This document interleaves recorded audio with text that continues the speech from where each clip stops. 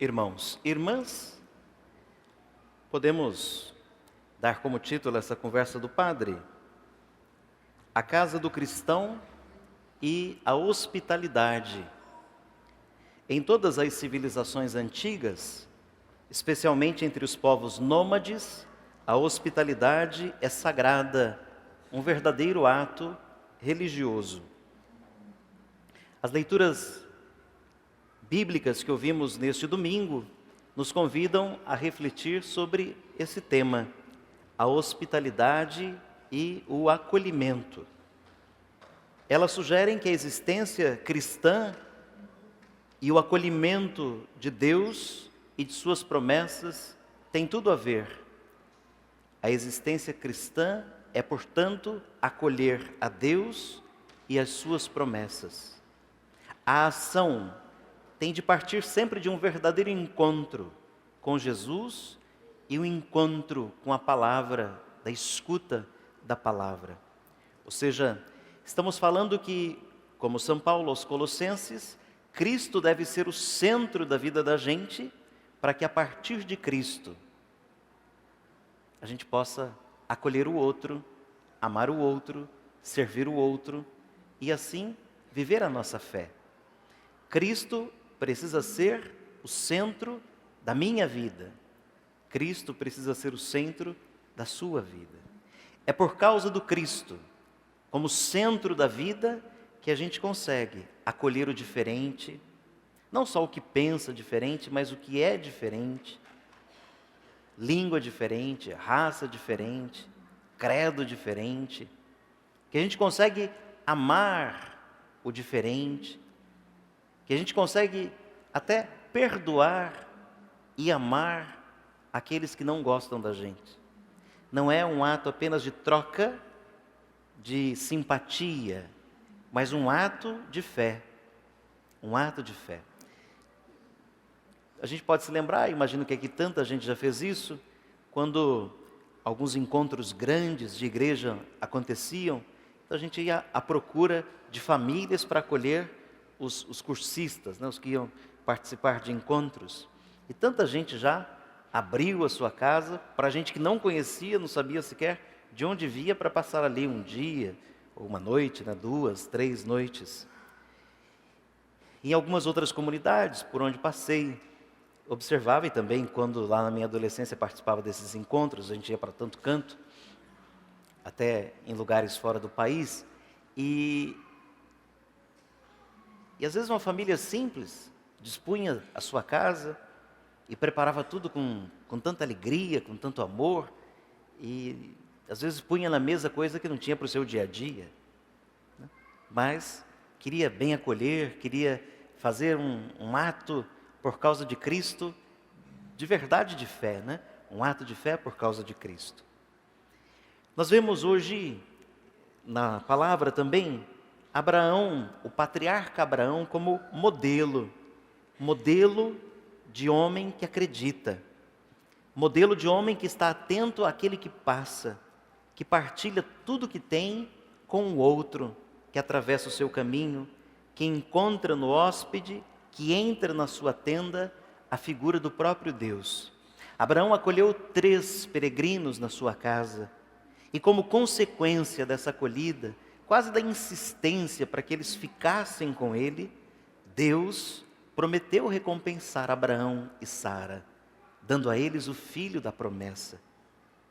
São Bento, que escreveu uma regra monástica, que é padroeiro da Europa, São Bento, que fundou toda a comunidade beneditina, masculina, feminina, tem um ensinamento para os monges que muito pode também nos ensinar. Ele diz aos seus monges: acolher o hóspede é acolher Cristo. O hóspede é Cristo. Não é um faz de conta. Na espiritualidade beneditina, na realidade dos mosteiros, acolher o hóspede é acolher Cristo. Cristo vem a mim na pessoa desse outro, desse estrangeiro. Tanto é, se algum dia vocês quiserem se hospedar em algum mosteiro beneditino, em qualquer lugar do mundo, basta fazer contato. Todo mosteiro tem uma hospedaria. Todo mosteiro tem um lugar de acolhida. Então, individual, para ficar uma semana, um mês, é só vocês ir à procura, né?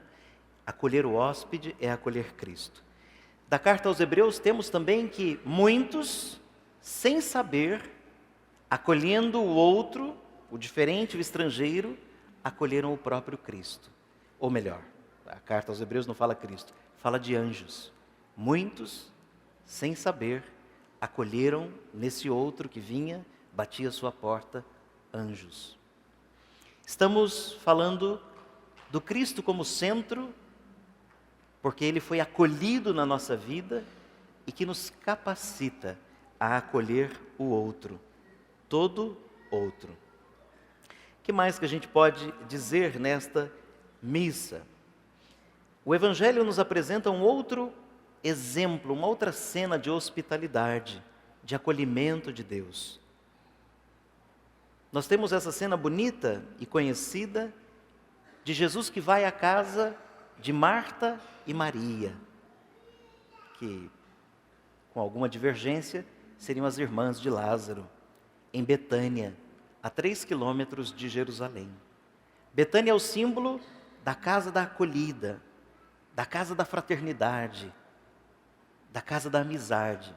Todo mundo precisaria ter uma Betânia na vida, além da filha de vocês. Todo mundo precisaria ter uma Betânia na vida. Um lugar para ser o que é, para ser acolhido, para estar nos braços de quem ama. Todo mundo precisa de um lugar de descanso, de encontro, de consolo, de refrigério. E como é bom quando a gente está com a cabeça cheia, o corpo cansado, estar no lugar em que as energias do corpo são restauradas. Às vezes nem é a casa da gente, mas tem algum lugar, ou a presença de alguém com a gente. Betânia é, portanto, esse lugar. Chega Jesus, me permitam encenar um pouco a situação. Chega Jesus, Marta e Maria, as duas irmãs o acolhem, cada um a seu modo. Marta, aquela preocupada com as coisas, com a casa, com a comida, com a roupa, com a limpeza, com o horário. Marta tinha preocupações que imagino quando vocês vão receber uma visita também tem, né? Deixar tudo organizado.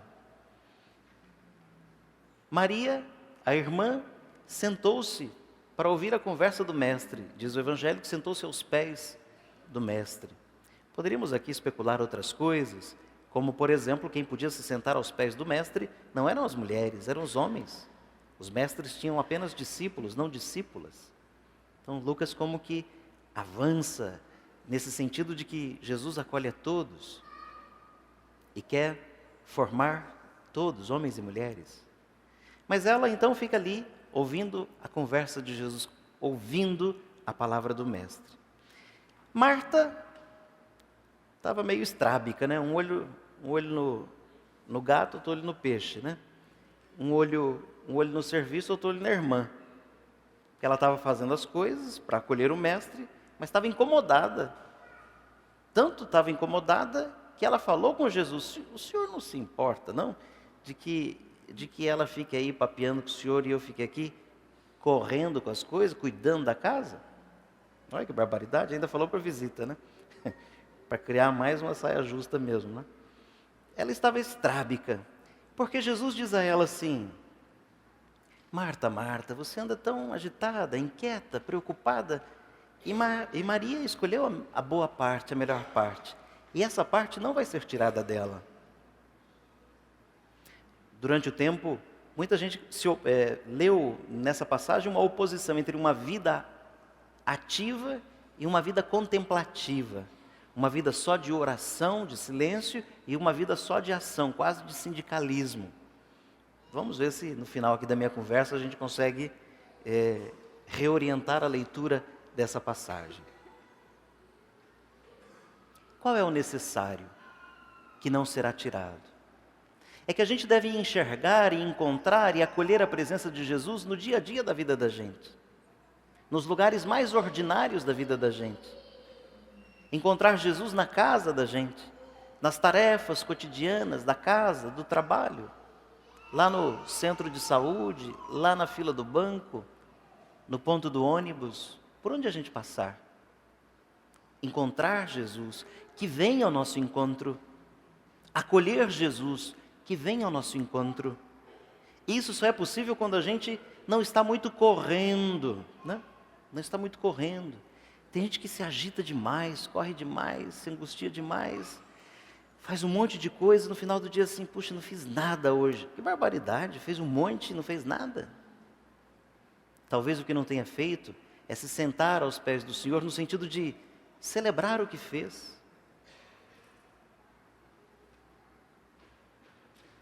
A mulher está fazendo o almoço, já está pensando nem em almoçar, está pensando em lavar a louça. Está comendo, não está nem saboreando a comida, está pensando que à tarde tem que sair para socorrer não sei o quê. É claro que dessa forma a vida da gente perde a graça. A gente vive sempre uma sensação de que a vida não me pertence, que só estou passando o tempo. Isso é um horror.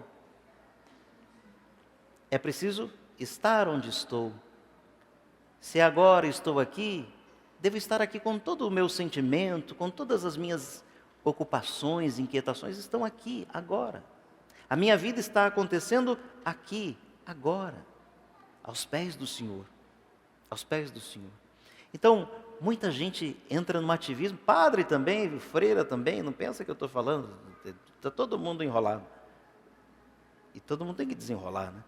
Fica num ativismo, fazendo coisa. Tem paróquia que não para de ter encontro, você não tem tempo de respirar, nem de rezar tem tempo. Não é isso que o Senhor quer da gente. Nós colocamos Cristo no centro da vida, escutamos a palavra do Senhor para poder acolhê-lo e para poder servi-lo, servindo os outros. Vejam, sem nenhum juízo particular, quanta gente se dispõe a trabalhar na comunidade, mas não por causa do Senhor, por causa de carências, de vontade de poder. E daí o que faz? Quando não é aplaudido pelos outros, some da comunidade, não serve mais. Quando é por Cristo, a pessoa apanha, serve, apanha e não arreda pé. É por Cristo. Não é por causa do padre, não é por causa do vizinho, não é por causa do outro, não é porque me acham um espetáculo, é por causa da minha fé. Daquele Senhor que falou comigo quando eu estava sentado aos seus pés e que me disse tantas coisas bonitas e me deu tanto dom, tanta capacidade, que eu não posso deixar de servi-lo, servindo os outros. A palavra de Jesus deve estar acima de qualquer outro interesse para aqueles que são discípulos dele, para aqueles que querem aprender dele. Bom, avançando um pouco, Jesus, na verdade, não está censurando Marta por ela trabalhar, não. O que ele está censurando em Marta é a sua inquietação, a sua preocupação, o seu tarefismo, uma correria danada mais para se esconder. Tem gente que mais foge de Deus na igreja do que serve e encontra Deus na igreja. Tem gente que corre tanto, mas corre tanto, se atarefa tanto, que não vive, que não celebra. E Marta, que estava ali tão agitada, com aquele olhar atravessado para sua irmã, a quem se queixa e clama por uma intervenção de Jesus. Jesus vai chamar Marta 2 vezes. Marta, Marta. Lembrando um pouco Moisés, lá no Antigo Testamento, quando foi chamado por Deus diante da sarça ardente. Porque o lugar que ele pisa, a sua própria casa, é um lugar sagrado. E há nela um fogo que não se consome. Quando na sua casa as coisas não vão bem, tudo que você quer é arrumar compromisso fora dela. Você não tem prazer de estar em casa. Ou então, vai ficar nas horas alternadas quando o problema estiver em casa. Aquela ou outra pessoa. Quantos vivem essa dificuldade? Estão sempre em outro lugar, porque no fato não conseguem se suportar no próprio lugar. Estão sempre fora, porque não conseguem se enxergar aquilo que são, como são, se acolher e se amar. Repito, Jesus censura Marta, sobretudo desse estrabismo que ela tem, um olho que vai para cada lado. Veja, o que entrou ali quando Marta censura sua irmã é o chamado demônio da comparação. O demônio da comparação. Já lhes disse aqui tantas vezes que o inferno começa na comparação. Vamos repetir isso? Se você não se compara, você nem é melhor nem é pior, você é o que é. Simples assim. Eu, padre, sou o que sou, ponto. Agora, se eu me comparar com o padre fulano, com o padre cicrano, aí eu vou ser melhor que um e pior que o outro. Aí o inferno começa. O demônio toma conta. Porque aí eu já não aceito quem veio, eu fico fazendo apenas comparações. Isso acontece em casa, entre os irmãos, acontece com uma coisa, com outra coisa, no trabalho, na comunidade, com um, com o outro. O inferno começa na comparação. E o demônio da comparação atua em tudo quanto é canto. E a comparação faz com que eu não perceba o único necessário. E o único necessário, essa melhor parte, é ver Jesus. Enxergar Jesus aqui, na igreja, mas também na minha casa, nas pessoas com quem eu lido todos os dias. Para terminar, Marta representa um lado meu que calcula, que mede, que compara. É preciso reencontrar Marta em união com Maria. Não é nada fácil manter o equilíbrio integrando as duas, Marta e Maria, ou seja, rezar e trabalhar. Também beneditino, orar e trabalhar. Ora e trabalha. Ora e trabalha. A gente pode trabalhar orando e pode orar trabalhando. O que não pode é ficar só num ativismo, numa correria desenfreada, fazendo coisas, achando que é por causa da fé, quando na verdade é a procura de aplausos para tampar os buracos da carência que a vida nos deu. Marta e Maria são como os dois olhos de um único olhar, duas faces de um mesmo rosto. Os dois olhos olhando em direção ao único, significa unir em mim, Marta e Maria, contemplação e ação, silêncio e palavra. A melhor parte está por todo lado. O Senhor deve ser acolhido e Ele nos dá essa capacidade. Preciso, portanto, entrar na minha Betânia interior, verificar se essa casa interior, se o meu interior, o meu coração, é um lugar de integração, de unidade, de pacificação. Pedir a Deus a graça de poder transformar a minha casa, a minha vida, numa nova Betânia, uma casa de acolhida, uma casa de amizade, uma casa de partilha solidária, uma casa de convivência sadia. Que o Senhor nos conceda a graça de uma nova Betânia no coração da gente, para que a gente se acolha, para que a gente o acolha e para que a gente acolha os outros também. Louvado seja nosso Senhor Jesus Cristo.